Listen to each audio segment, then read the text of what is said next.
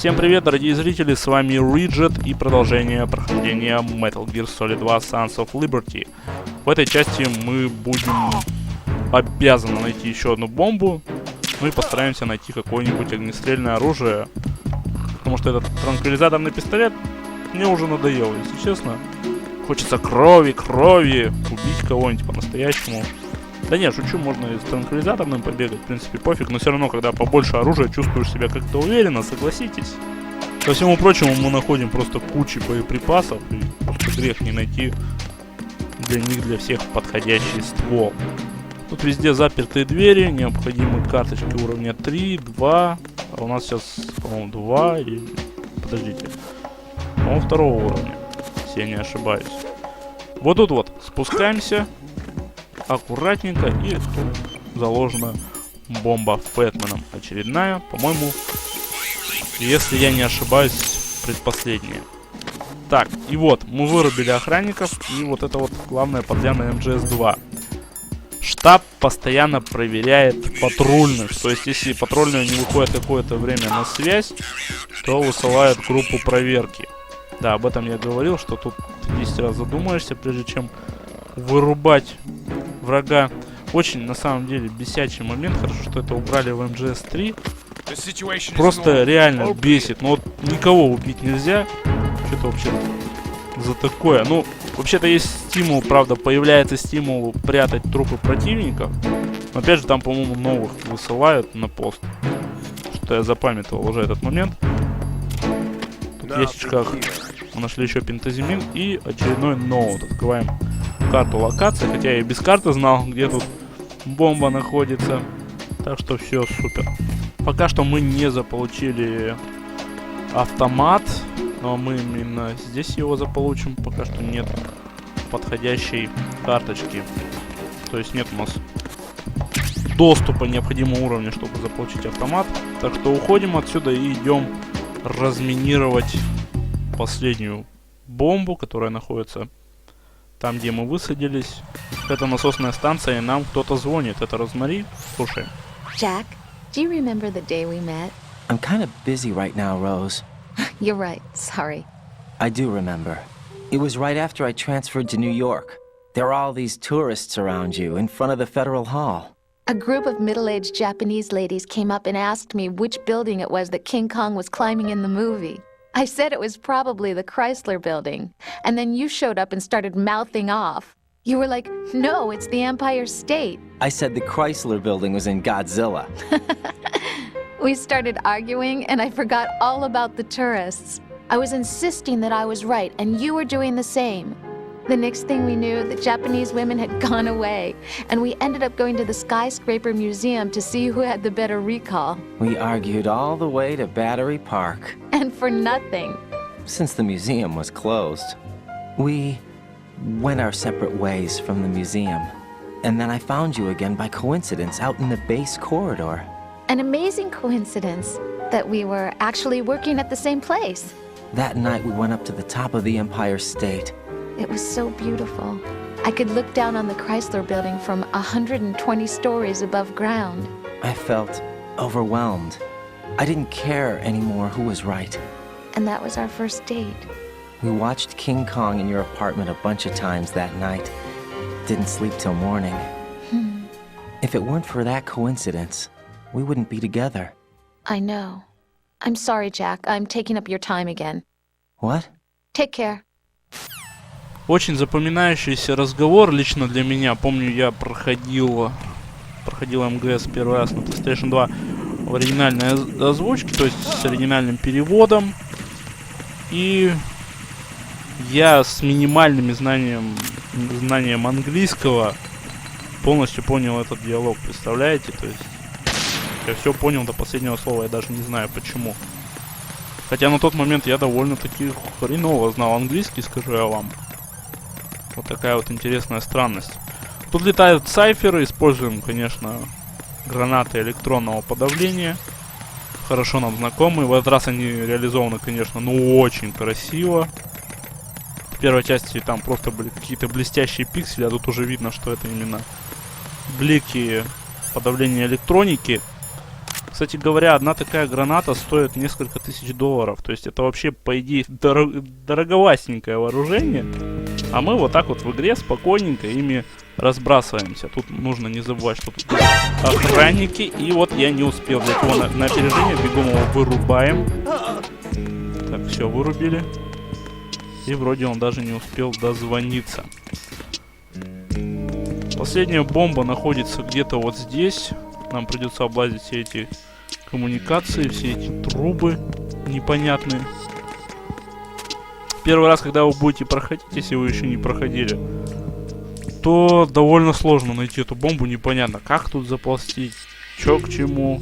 Тоже первый раз довольно долго мучился, но потом догадался, что доползти нужно через вот эту красную трубу, то есть под этой красной трубой. Да, вот, пожалуйста, тут и находится эта самая последняя бомба. После ее разминирования сразу же включится диалог. This is Raiden. The C4 found in Strut A has been frozen and disposed of. Explosives were planted in the pump room on the first floor. Good work. Only one more left to go. This is Pliskin. Do you read me, Pete? I'm here. What's up? Raiden, you need to hear this too. I'm listening. I checked out the bottom of Strut H for you, Pete. Wait, what's this about? I asked Pliskin to look around. Knowing Fat Man, I can't shake the feeling that all the bombs so far were just wrong. So did you find anything? Yeah, a hell of a lot of C4s packed into the bottom of the strut. Pete called it right. I knew he had the real thing up his sleeve. So all the other ones were dummies? No, they're a threat, all right. But the detonation wouldn't be enough to destroy the entire shell. But the C4s Pliskin found would inflict serious structural damage. That's not the bad news either. These are sensor-proof. What? New model, I guess. The ionization sensor can't detect them. The whole thing is sealed tight to prevent vapor leak, and there's no trace of that cologne signature. Pete, looks like he fooled you. Yes. But you managed to find the thing anyway. It was sheer luck. Bombs that are invisible to the sensor? Any ideas, Pete? Are there more out there? I'll go see for myself. You can't move fast enough. He's right. I can try the spray from a distance. Hold on. There's something not right about this one. I can feel it. Well, Pete, should I come back and get you? No, there's no need. Raiden, you have one left to go, correct? Right, except for those scentless ones. How about you, Pliskin? I have 2 left, not counting this one. Okay. It'll have to be me. I have the level 4 card that'll get me into Shell 2 in any case. You'll never make it. With that bad leg of yours, they'll spot you for sure. That won't happen. I can walk just fine. I can even run. What do you mean? That bomb 5 years ago, I messed up. Even with all my experience, I lost it. And the church was lost in the explosion. All those kids playing nearby, too. These past 5 years, I've lived a lie. Lied? Yes, lied. I didn't lose my leg in the explosion. So many dead. All because of my mistake. All I could think about was hiding from the crime, shielding myself from the public outcry. I wanted people to be sorry for me, for my weakness. I faked being a victim myself because I couldn't bear to face the families of the real victims. This is no prosthetic. I can keep my footing on catwalks and hike over deserts. I lived my life so well, I haven't even answered to myself for my sins. It was supposed to be a shield, and it's become a shroud instead. I've killed my soul by playing the victim. Instead of protecting me, it's made my life even more hellish. What good can that do the victims? I know. I'm a coward. Hey, Pete. God forgive me. I can walk with my own 2 feet, and I need them to stop Fat Man. His crimes are also mine. One of omission and arrogance. No one should teach the skills I taught him without a clear conscience. This is the only way I can diffuse my own sins. I get you, Pete. That one's all yours. You got it, Raiden? I understand. Pete, I've taken care of guards in struts G and H of Shell 2. I wouldn't recommend you go into any of the other struts. I owe you one. I'll get back to freezing the baby bombs then. You do that too, Raiden. I'm on it. I'll have the radio with me if you need to get in touch. Just don't ask for Peg Leg Peter. He's gone for good. Пожелаем Питеру удачи, и нам, оказывается, предстоит разминировать еще одну бомбу. Что-то я совершенно запамятовал, что в самом начале, то есть не в самом начале, а там, где мы впервые встретили Вампа и Ирокеза, тоже находится бомба. Поэтому сейчас направляемся прямо туда. Если тут долго гулять, то можно встретить Снейка, который ползет в коробке. Есть такая небольшая пасхалочка. Довольно смешно это смотрится, как Снейк со стороны так проникает. И когда ты играешь за персонажа и засовываешь его в коробку, как-то особо об этом не задумываешься. То есть, ну, залез в коробку, хрен с ним. А со стороны это очень смешно смотрится. Можно, кстати, как-то залезть туда и заполучить ту коробку, но что-то я забыл. Как? Тут еще один интересный момент узнал. Оказывается, играя на танкере за Снейка, можно... Да, вот так вот сюда забраться, кстати, да, я вспомнил. Можно заставить Снейка целовать плакаты девчонок, что развешаны, ну, в этих самых шкафах персонала. Нужно что-то закрыться, в общем, в этом ящике, нажать кнопку действия, он просто начнет целовать. Я этого не знал. Вот совершенно недавно узнал. Если пораньше мне бы об этом рассказали, я бы непременно показал это, когда играл за Снейка на танкере, но прошлое не вернуть назад. Знаете, можете попробовать. Я, кстати, до сих пор так и не попробовал. Может, на YouTube есть такое видео. Попробуйте набрать Metal Gear Solid 2, Snake, Kiss the Posters, что-нибудь такое. Рацион у меня на максимум, можно потратить один и взять. Студия Exclusive, кстати, обанкротилась. Они делали локализацию этой игры очень долго, по-моему, в течение 5, что ли, или 6 даже лет. Полностью взламывали программный код. На это ушло очень много ресурсов, очень много нервов. И в итоге их так никто и не отблагодарил. По заслугам долго старались. И вряд ли сейчас выйдет NGS3 с переводом от Exclusive. Это печально, на самом деле. Ну, большое им спасибо за их работу. Печально, что никто их не отблагодарил по заслугам. И сейчас мы возвращаемся на место встречи с Вампом. По-прежнему ходит один охранник, которого нужно вот так вот вырубить. У всех солдат, я напоминаю, есть жетоны вообще у всех. То есть все солдаты, которые в игре, они личности, у них есть свои имена, свои фамилии. Эти жетоны можно коллекционировать, и даже если вы, по-моему, все соберете, что-то там получите, что-то типа стелс-камуфляжа или что-то другое, не знаю. Но такая фишка есть. И на самом деле это такой геморрой. Вот просто наравне с собиранием лягушек в MGS3. Вот тот же самый геморрой, и совершенно неохота этим заниматься. Не рекомендую вам, настоятельно не рекомендую. Сейчас вам покажу приблизительно, как это делается. Вот так вот получаем жетон. И все, и все довольны, и все счастливы. Сейчас идем разминируем последнюю бомбу, и будет диалог со Стилманом и кое-что совершенно неожиданное. Бомба обезврежена. Слушаем диалог. I have the last C4 frozen. There's nothing showing up on the sensor now. Good work, Raiden. You're way ahead of me, kid. I still have one to go. How's your bomb, Peter? It's a bomb, all right. Sealed C4, and in huge quantities. You think there's another one in Shell 1? For sure. Somewhere at the bottom of Strut A. Why are you so certain? If this bottom section of the strut is demolished, Shell 2 will be well on its way to destruction. You mean that Shell 2 will actually sink? Not immediately. There'll still be 5 struts left. But if Shell 1 loses a strut at the same time, it'll be a very different story. The big shell's structural integrity depends on a very exact balance. If both shells lose a strut each, the whole structure will tear itself apart under its own weight. What do we do? I have a sensor that can locate even those scentless C4s. It makes combined use of a neutron scintillator and a hydrogen bomb detector. You brought that stuff? Of course. I made the calibrations while I was in the pantry. Does it work? I just tested it, and it definitely responds. But the best I can do is a sound beacon, not the radar. Sound? The shorter the interval between beacons, the closer the target. I get you. There's another one in that pantry I was in. You can go back and get it. It's all yours, Raiden. I'm going to study it some more and see if the freezing process will work. Don't touch the other one until I say so. Okay. I'll stand by until you radio in.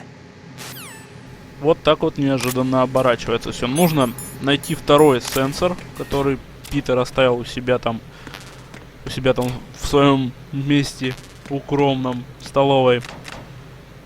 И найти еще бомбы. На самом деле, вот лично мое мнение, вот эта вся затея с бомбами, это такой бред. Ну вот, не то, что это бред, это, конечно, может первый раз увлекательно, но это совершенно убивает реиграбельность. Второй раз этим абсолютно неинтересно заниматься. Во многом даже из-за этого пропадает желание перепроходить МГС 2. То есть, если в первой, третьей, четвертой нас ничего не ограничивает, то есть прохождение, то есть там есть определенные задания, но в основном мы двигаемся вперед, мы двигаемся ровно вперед. А тут нужно искать бомбы, их разминировать, бегать по кругу. Кодзима, это не самая лучшая идея твоя. Немного портит реиграбельность, ну, можно на это закрыть глаза. Практически добрались до сенсора. Вот он тут находится. И вновь звоним Стилману. Peter, I have sensor B. Good. Head to the bottom of strut A. How's your invisible bomb? I'm looking at it, but I'm keeping my distance. How's Pliskin doing? A few more minutes. I just got to the last strut, but there are a few enemy sentries I have to take care of. Does it look bad, Peter? Maybe. It's an odd one. The detonator hasn't been activated. What? But the sensors are live, which means... This is Pliskin. I've located the last C4. Is that it? I'm about to freeze it. Then... Wait! Pliskin! Damn! That was it! What's going on? The detonator just woke up. It's counting down! What happened? The big ones were rigged to be activated when all the baby C4s went offline. Raiden, the one in Shell 1 should be counting down too. Hurry! What's the remaining time? 400 seconds. 400 seconds? Raiden, move! Get to the bottom of strut A now! Так, и нам нужно срочно вернуться в самое начало путешествия Райдена. В тот самый непонятный какой-то док, в котором то ли батискафы, то ли что там стоят.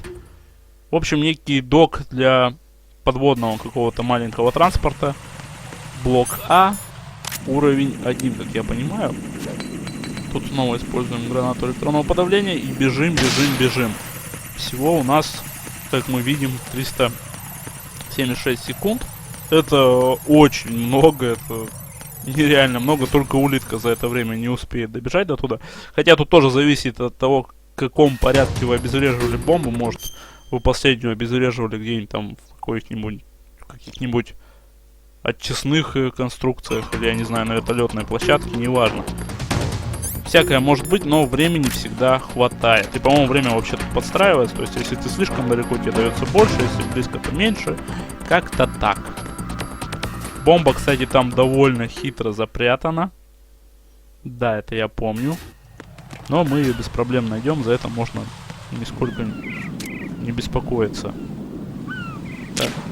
Быстренько вырубаем этого чувака и пробегаем, пробегаем, пробегаем.